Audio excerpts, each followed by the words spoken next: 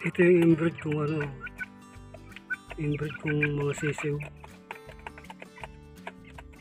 Yung back to papa to. Yung back to papa to na inahin ito eh. Yan. Ito pala talaga resulta ng inbreed. Yung paa niya.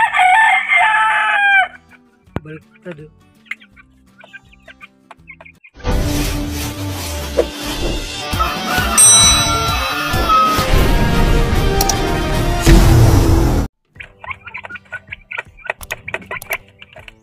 Ito yung inbreed kong inbreed kong mga sisiw. Yung back to papa to.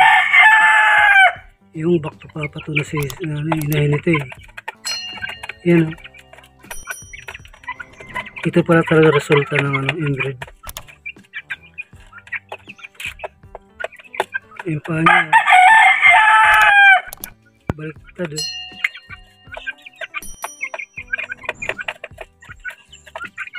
Lahat pa naman ito ng white kills oh. 5 piraso sila eh. Kaso nangyari tinatawag nilang inbreed. Yun.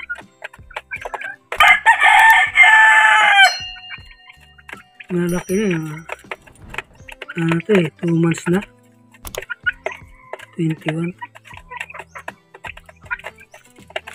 Oh, 2 months na rin. Ayan siya oh. Pabaliktad yung paa. Nung hindi ko ito nakita nung pa lang eh. Nung magwawan man pa lang. Hindi ko nakita na ganito yung paa nito eh. Ngayon lang ito lumabas nung 2 months na eh. Pero nagkakaroon pala talaga ng diferensya pag inbreed ang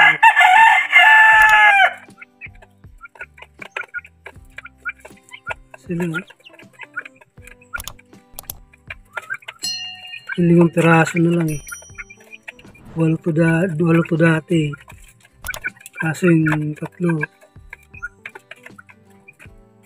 kinain na ng lupa. Hindi ko talaga kahit anong gawin ko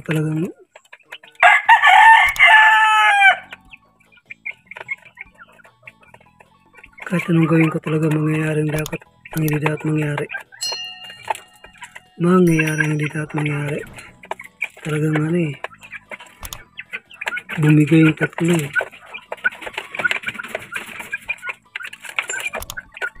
Mag-isang buwan ko lang ng yung 3 na 3 ba na bumigay. Siguro gawa ng laging umuulan. Lagi kasi umuulan kaya siguro laki na yung lamig.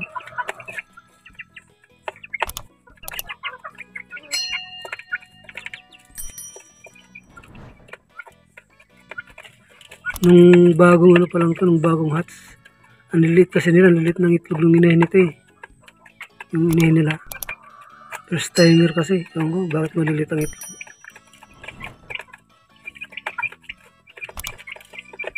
Ngayon, medyo malaki-laki ang itlog ng inahin nito.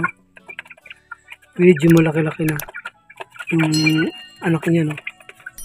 Yung anak niya, no? Medyo malaki-laki na itlog eh.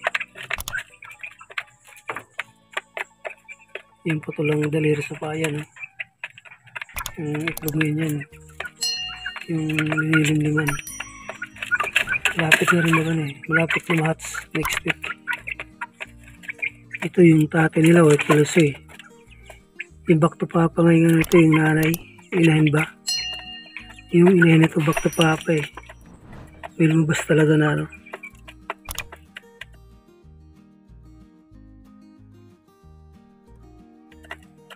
may lumabas talaga na ganitong may diferensya sa paa.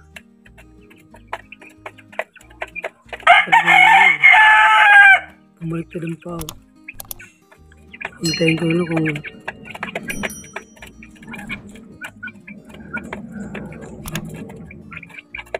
hintayin ka na lang lumaki siya. Lalaki yata ito, di ba? Lalaki ba ito? Yan.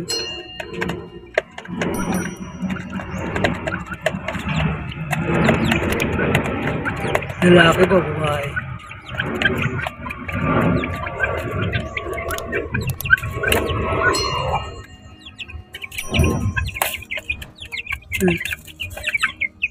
Babae yata, no?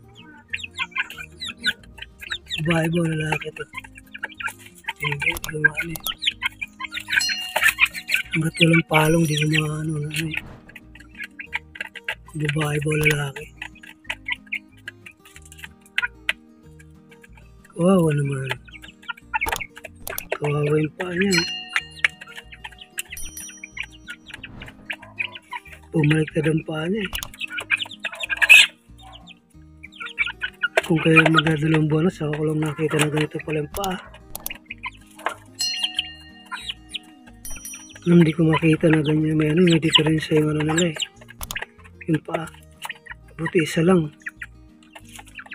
4 normal. Lumabas talaga yung ano eh. Lumabas talaga yung diferensya eh.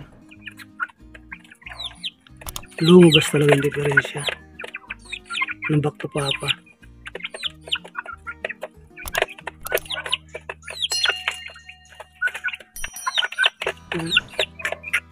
Hindi niya talaga may apak eh. Kahit anong gawin mo dyan, wala na talaga.